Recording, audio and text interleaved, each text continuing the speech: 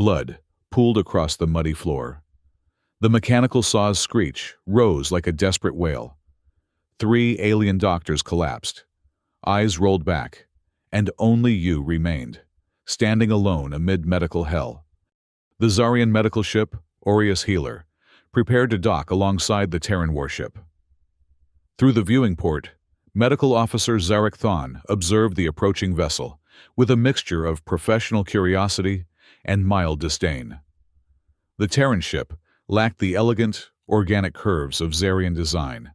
All hard angles, utilitarian gray-olive plating, and exposed weapon systems. Primitive, Zarek murmured, his wheat gold skin reflecting softly in the blue-tinted light of the medical ship's bridge. His elongated ears, stretching 15 centimeters from his skull, twitched slightly, a sign of discomfort he tried to suppress.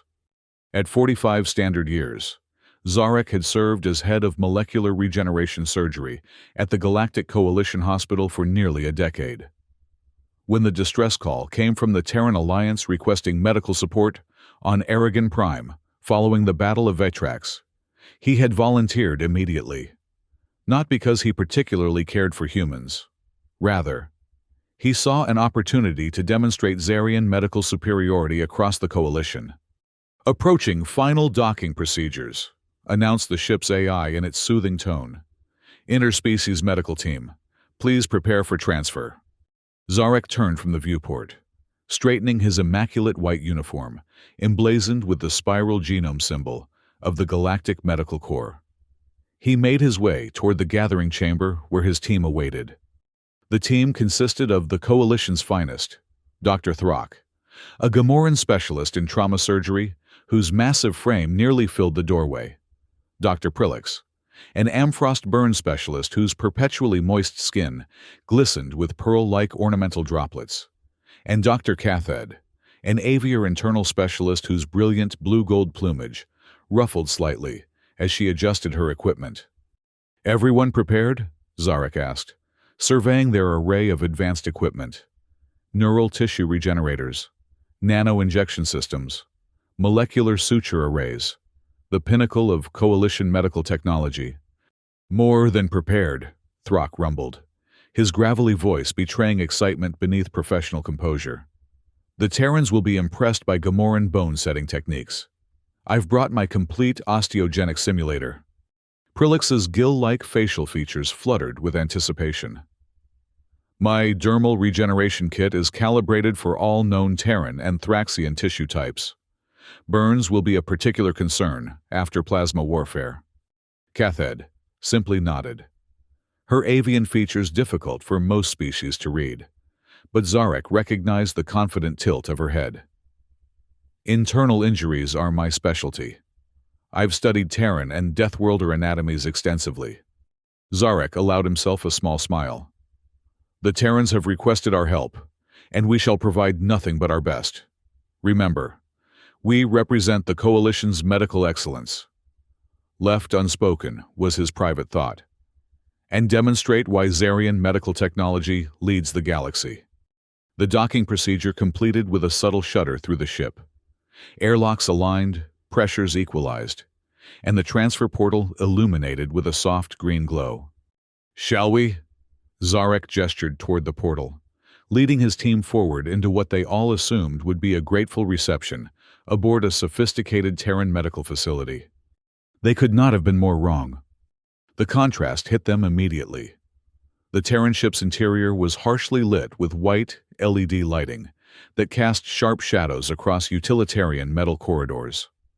The air carried none of the subtle antiseptic freshness of the Zarian vessel. Instead, it smelled of metal, industrial lubricants, and the faint tang of weapon discharge. Waiting to greet them was Terran Ambassador Daniel Wilson, a weathered man in his 50s, with the rigid posture of a military officer despite his diplomatic title. "Welcome aboard the Perseverance," Wilson said, extending his hand in the Terran greeting custom. "We appreciate the Coalition's response to our request." Zarek accepted the handshake, noting the calluses on the human's palm. "We come ready to assist with our full capabilities. Ambassador, where is your medical bay?" We should begin setup immediately. Wilson's expression tightened, almost imperceptibly. About that, you should understand that we're not taking you to a hospital facility. You'll be deploying to a field medical tent on Aragon Prime. Throck's massive frame stiffened. A field tent? We were told this was a medical emergency requiring coalition expertise. It is, Wilson confirmed, not quite meeting their eyes. But we're fighting a war. Our medical facilities are battlefield MASH units, mobile army surgical hospitals. They're not the five-star hospitals you might be accustomed to. Prilix's moist skin seemed to dry slightly in apparent distress. But our equipment requires controlled environments, sterile fields, stable power sources. Wilson gestured for them to follow him down the corridor. We'll brief you fully before deployment. You should know what you're heading into. The team exchanged troubled glances as they followed the ambassador to a conference room. The space was spare. Metal table, basic chairs, a tactical display showing a map of what must be their destination on Aragon Prime. Wilson activated the display. The Battle of Vatrax has concluded, but casualties are high. We have hundreds of wounded, Terrans, Thraxians, even some Wolverine allies. Our medical teams are overwhelmed. And your medical facilities? Zarek inquired, already suspecting the answer. Wilson touched the display, showing images that made the alien doctors recoil. Muddy fields with olive green tents, wounded soldiers lying on simple cots, primitive surgical tools laid out on metal trays, antibiotics, medical adhesive, mechanical bone saws. Wilson enumerated. We've used these for centuries. They're not fancy, but they save lives. Throck loomed over the ambassador, his massive form casting a shadow across the table. We are coalition doctors. Why would we use such primitive tools when we carry the finest medical technology in the galaxy? Wilson met the Gamoran's gaze evenly. Because where you're going, your fancy tech might not work. Power fluctuations, electromagnetic interference from recent weapons fire, atmospheric conditions that might interfere with your molecular fields. We requested coalition help because we need doctors, people with knowledge and skills, not just their technology. Zarek felt a chill run through him. He'd never practiced medicine without his array of tools. The thought was disturbing. Ambassador, he said carefully, surely there must be some arrangement where we can establish proper medical protocols. People are dying while we debate. Wilson cut him off. The drop pod leaves in 30 minutes. If you're coming, be at Hangar Bay 3. If not, he shrugged. We'll understand. After Wilson left, the room erupted. This is outrageous! Throck slammed a massive fist on the table. They ask for our help but expect us to operate like primitives? Prilix's skin had taken on a sickly pallor. I've never treated burns without regenerative gel matrices. How can they expect us to— Enough, Zarek interrupted. Despite his own misgivings, he recognized the political implications of refusal. We represent the coalition. We cannot refuse aid simply because conditions aren't ideal. Ideal? Cathode spoke for the first time, her avian voice melodic even in indignation. Zarek, they're asking us to practice medicine from 1,000 years ago. Zarek's ears flattened against his head, a sign of determination among Zarians. Then we will show them how coalition doctors adapt. We go. 30 minutes later, they stood in the hangar bay, each carrying a fraction of their original equipment, only what Wilson's staff had deemed likely to function in the field conditions. The rest remained aboard the Aureus Healer. The drop pod before them looked nothing like the elegant transport vessels they were accustomed to. It was essentially a metal shell with heat-resistant plating, minimal interior space, and acceleration couches that appeared designed for restraint rather than comfort. This is how you transport medical personnel? Prilix asked incredulously. A Terran sergeant grinned. This is how we transport everyone, Doctor. Best way to get through hostile airspace quickly. Hostile airspace? Cathod's plumage bristled. I thought the battle was over. Mostly, the sergeant replied with disturbing nonchalance. Strap in tight. First drop's always the worst. They climbed awkwardly into the cramped pod, securing themselves into the acceleration couches. The sergeant checked their restraints, nodded approvingly, and moved to exit. Wait, Zarek called. What should we expect on landing? The sergeant paused. Mud, blood, screaming. The usual. Then he was gone, the hatch sealing with a pneumatic hiss. For a moment, the pod was silent except for the team's nervous breathing. Then came a mechanical voice. Drop sequence initiating in 10, 9. If we survive this, Throck muttered. I'm filing a formal complaint with the Coalition Medical Council. The 3, 2, 1, release. The initial sensation was one of weightlessness as the pod detached from the ship. It lasted only seconds before acceleration slammed them into their couches with crushing force. Zarek felt his heart hammering against his ribcage as the G-forces mounted. Through gritted teeth, he watched his colleagues' reactions. Throck seemed to be enjoying the sensation despite his furrowed brow. Prilix looked on the verge of panic, her amphibious skin fluctuating between shades of pale green and sickly white. Cathid's eyes were closed, her beak clenched tight. The pod began to vibrate violently as they hit Aragon Prime's atmosphere. The metal shell around them howled as superheated air screamed past their descent vehicle.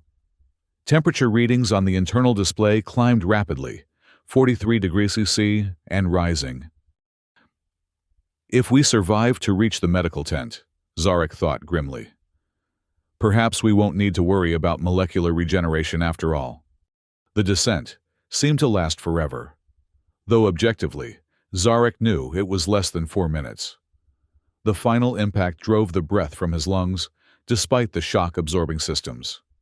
For several disorienting moments, they hung suspended in their restraints as the pod settled at an odd angle. Then, silence. Is everyone alive? Zarek managed, working to unfasten his restraints. Groans answered him, painful but affirmative. The hatch unsealed automatically, swinging outward. Light flooded in, along with a rush of humid air carrying unfamiliar scents. Mud, smoke, and something else. Something metallic and organic that triggered a primal discomfort in Zarek's brain. The smell of blood, stumbling from the pod. The 4 Coalition doctors emerged onto the surface of Aragon Prime. They had landed in what appeared to be a cleared field adjacent to a small rise. Atop the rise stood a cluster of large olive-green tents, surrounded by a makeshift perimeter of twisted metal debris, salvaged wreckage from the battle. Between their landing site and the tents stretched a line of wounded soldiers, some sitting, some lying on stretchers, some leaning on comrades for support. Their uniforms were torn and bloodied, makeshift bandages applied haphazardly to wounds. Among the humans were taller, more heavily built Thraxians, their scaled skin charred in places, and several wolverines, whose fur concealed the extent of their injuries. A harried-looking Terran in a blood-stained uniform approached them. The Coalition doctors? I'm Dr. Morrison, Chief Medical Officer for this sector. Follow me quickly. We've got them triaged, but we're losing the critical cases. As they followed Morrison up the muddy path, Zarek observed the organization of the wounded. Each had been tagged with a colored marker, red, yellow, or green. Your triage system, he inquired, trying to maintain professional composure despite the shocking conditions. Morrison nodded without slowing. Red tags are critical, immediate life-threatening injuries. Yellow are serious but stable for now. Green are walking wounded. His face was grim. We're focusing on the reds, but we're losing too many. They reached the largest tent, its entrance flap pinned open. From within came sounds that would haunt Zarek's dreams. Moans of pain, shouted orders, and a high-pitched mechanical whine that set his teeth on edge. As they entered, the full horror of Terran battlefield medicine assaulted their senses. The tent's interior was lit by harsh portable lights that cast everything in stark relief. Rows of simple cots held wounded soldiers, their injuries exposed to the open air. Terran medical staff moved between them with grim efficiency, applying bandages, injecting medications, and, most disturbingly, performing procedures that seemed more akin to butchery than medicine. At the center of the tent, a Terran surgeon was using what appeared to be a mechanical saw to remove a soldier's shattered leg. Blood sprayed in an arc as the serrated blade cut through bone, pooling on the ground beneath the operating table.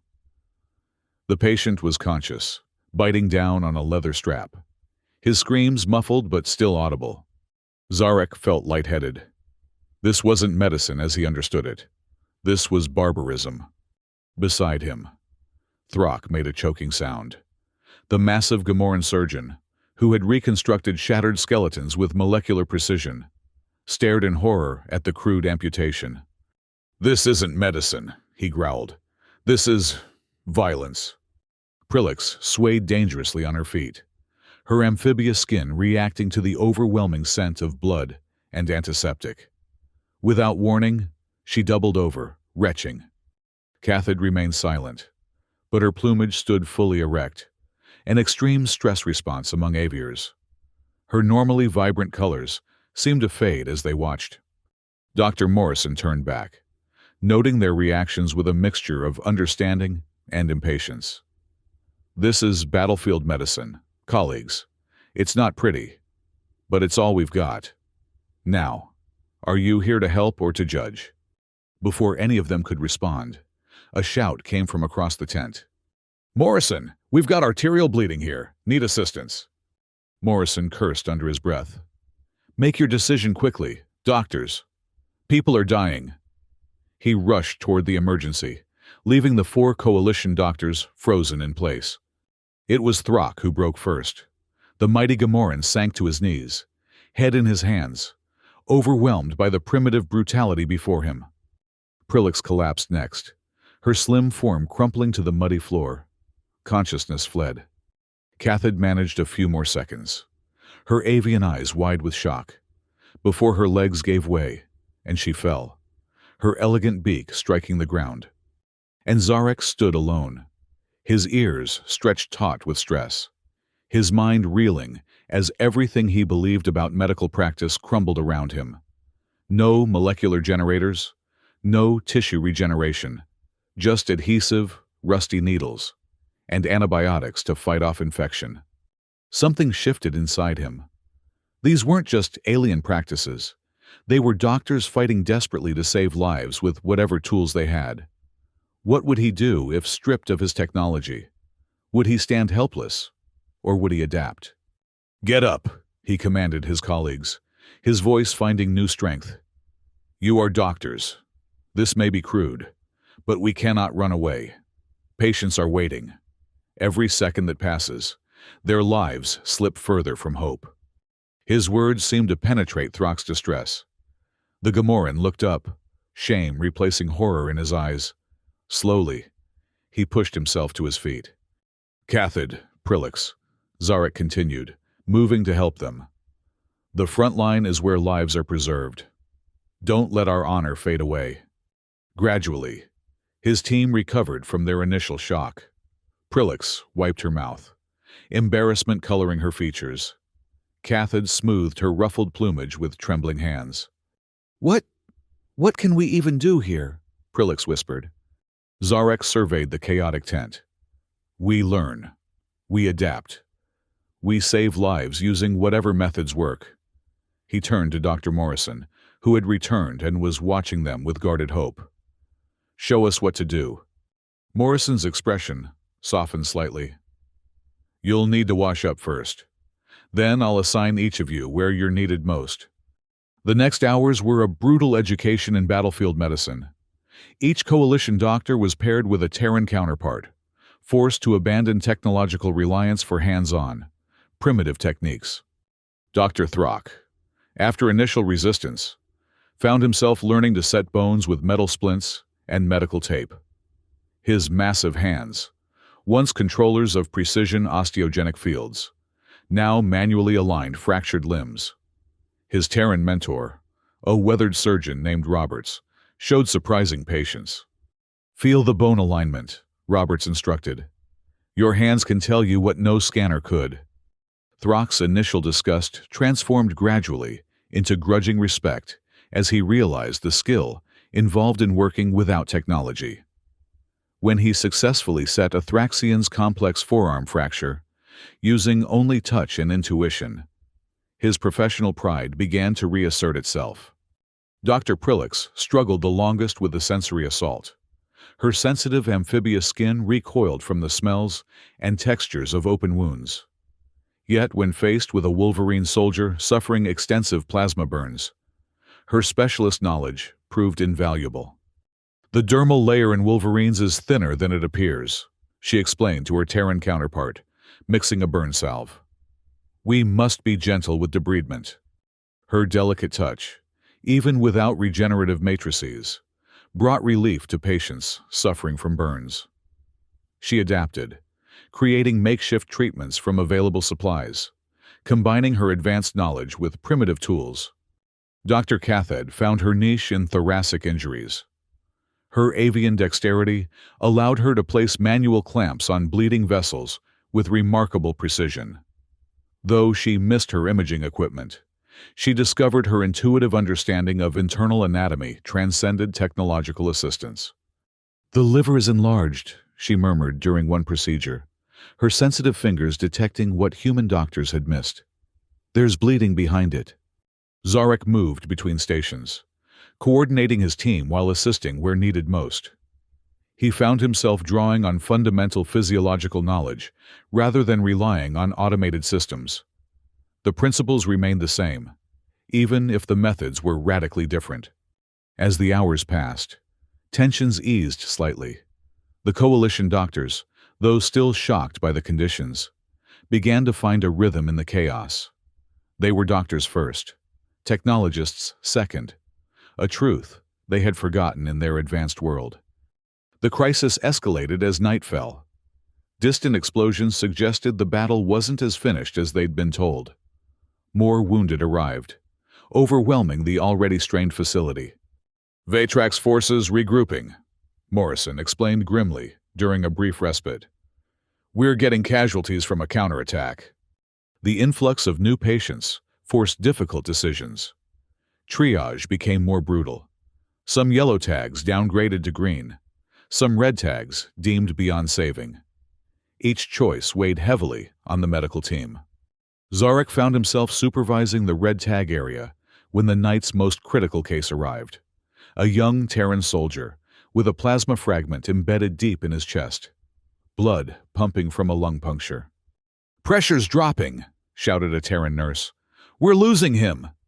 Dr. Morrison rushed over, assessing the wound with a glance. "The cavity's filling with blood. We need to get that fragment out and clamp the bleeder." Without advanced imaging, without molecular sealing technology, this would be a desperate procedure. Zarek stepped forward. "I'll assist," he said, surprising himself with his certainty. Morrison nodded, already cutting away the soldier's uniform. "Suction ready, clamps. We'll need to go in blind." It was the most primitive surgery Zarek had ever performed. Using only a scalpel, retractors, and his own senses, he helped Morrison navigate the soldier's chest cavity, locating the jagged plasma fragment by touch and removing it millimeter by agonizing millimeter. When arterial blood suddenly sprayed across Morrison's face, Zarek instinctively clamped the vessel with his fingers, holding it until Morrison could secure it properly. "Good catch," Morrison murmured, placing a permanent clamp. "You've got good hands for a molecular specialist." Something like pride flickered in Zarek's chest, different from his earlier professional arrogance. This was the pride of direct action, of hands-on intervention that made an immediate difference. As they closed the wound using medical adhesive and pressure bandages, Zarek realized he'd crossed a threshold. He had abandoned the perfection of advanced protocols to embrace the messy reality of immediate life-saving. The night intensified as fighting drew closer to the medical station. Through the tense fabric came flashes of weapons fire, casting strange shadows across the operating areas. The doctors worked on, ignoring the danger, focused entirely on the patients before them. The moment of crisis came near dawn. A communications officer burst into the tent, face ashen. "Morrison, Field Command reports 200 casualties inbound. ETA 20 minutes. The chief surgeon paled. 200? We're already at capacity. And we're down to our last supplies. He turned to his inventory officer. How much medical adhesive do we have left? Enough for maybe 20 severe cases. The tent fell silent as the implications sank in. Without proper sealing agents, traumatic wounds would be nearly impossible to stabilize. Zarek felt the weight of all eyes turning toward the coalition doctors. They represented hope, superior medical technology that could solve this crisis. But their advanced supplies remained on the Aureus healer, unreachable in the current conditions. In that moment, Zarek made a decision that would define his career. "Cut bandages from our Zarian medical packs," he instructed. "The fabric is designed for molecular infusion, but it's inherently antimicrobial. Soak it in your antibiotic solutions." Throck caught on immediately. "My equipment cases are lined with hemostatic material. We can strip it out." "My dermal packages," Prilix added, "contain moisture retention barriers. They'll work as wound seals if applied correctly." Cathed nodded vigorously. "And the calibration pads from my instruments absorb body fluids. They can serve as emergency dressings." Morrison looked between them, hope dawning on his exhausted face. "You'd sacrifice your equipment?" Zarek met his gaze steadily. "Equipment can be replaced. Lives cannot." They worked frantically to prepare for the incoming wounded, repurposing coalition medical technology in ways never intended by its designers.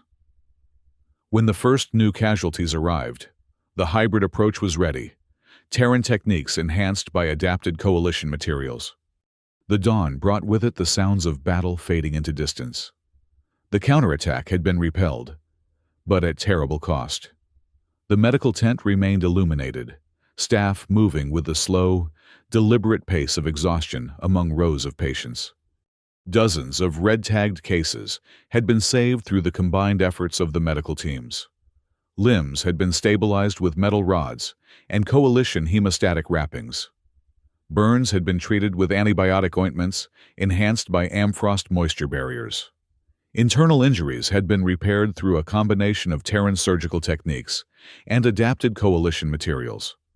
Dr. Morrison approached Zarek as the crisis finally ebbed, placing a hand on his shoulder. You're good. Without you all, we would have lost many more." Zarek, too tired to maintain any pretense of superiority, simply nodded. "Your methods may be primitive, but your skills are impressive. I've learned much tonight." Around the tent, the other coalition doctors were finishing their tasks. Throck carefully cleaned blood from a crude surgical knife, his earlier disgust replaced by professional respect. Prilix meticulously rinsed saline solution over burn wounds, her revulsion at the smell now secondary to her commitment to her patients.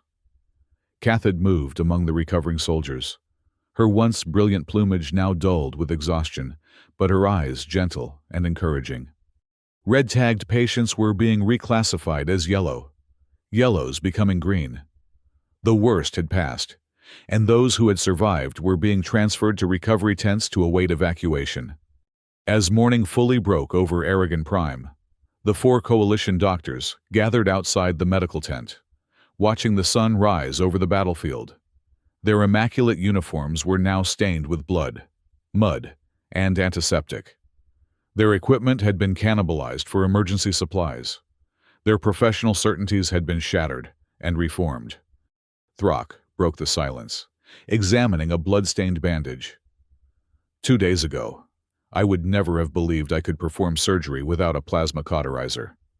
Prilix nodded, her skin still showing stress patterns, but her composure restored. My skin has never had to endure such smells, but they lived, so it was worth it. Cathed sat with her wings drooping from exhaustion. I understand now. Sometimes beauty serves to save lives. Zarek smiled faintly, exhausted but fulfilled. We have learned the miracle called medicine in wartime. Ambassador Wilson found them there, looking much like they felt, drained but satisfied. On behalf of the Terran Alliance, I extend our deepest gratitude. Thanks to your assistance, we preserved 75% of our initial force. Nothing is more valuable. Dr. Morrison joined them, carrying a formal document. Medical Officer Zarek Thon, I've submitted your name for the Medal of Medical Valor. Your adaptation and leadership saved countless lives last night. Zarek accepted the nomination with genuine humility, something he would have found impossible just days earlier. As they prepared to return to the Aureus Healer, each coalition doctor carried a sample container with items they would never have valued before. A strip of medical bandage, a vial of adhesive, a recording of the procedures they'd performed. Aboard the medical ship once more, surrounded by the advanced technology that had once defined their professional identities, they viewed their experiences with new perspective. Zarek prepared his report for the Coalition Medical Council. Update the curriculum. Molecular medicine forms the foundation, but battlefield medicine saves lives immediately. The four doctors, though exhausted to their cores, understood a truth they would carry forward. The value of a doctor lies not in advanced technology, but in the ability to adapt, create, and save lives under any circumstances. As Zarek reviewed his nomination document one final time, memories of the blood-soaked tent, harsh LED lights, and desperate measures filled his mind. He smiled slightly, knowing that a significant medical report would soon emerge from their experience, one that might change coalition medical practice forever. In the sterile quiet of his cabin, Zarek realized that his ears had relaxed from their stress position for the first time since landing on Aragon Prime. The tension that had defined him, the need to prove Zarian superiority, had been replaced by something more valuable: the knowledge that medicine transcended technology. True healing, he now understood, came not from perfect conditions, but from the unwavering commitment to preserve life by any means necessary. It was a lesson written in blood and mud, one he would never forget. Zarek closed his eyes, finally allowing exhaustion to claim him. In his dreams, he no longer saw the horror of the battlefield tent, but rather the faces of those they had saved: human, Thraxian, Wolverine, all alive because four advanced doctors had learned to embrace primitive methods when circumstances demanded it. The Aureus Healer pulled away from Aragon Prime, carrying its changed medical team back toward Coalition space. Within its holds, along with damaged equipment and exhausted personnel, traveled a new understanding of what it truly meant to be a doctor in a universe where technology could fail, but the will to heal remained constant. And on the planet below, in a muddy field hospital, Terran doctors continued their work, now incorporating techniques learned from their alien colleagues. Different worlds, different methods, but a single purpose: the preservation of life in all its forms. The Coalition Medical Council would debate the implications of Zarek's report for months. Some would resist its conclusions, clinging to technological supremacy. Others would embrace its wisdom, recognizing that adaptability outweighed perfection in real-world conditions. But for Zarek Thon and his team, the debate was already settled. They had entered a human medical tent as technological elitists and emerged as true healers, humbled, educated, and ultimately stronger in their calling. The next time they encountered a primitive medical facility, they wouldn't faint. They would roll up their sleeves and get to work. Because that's what doctors do, across all species and all technological divides. They save lives, by whatever means necessary. It was the simplest and most profound medical truth in the galaxy.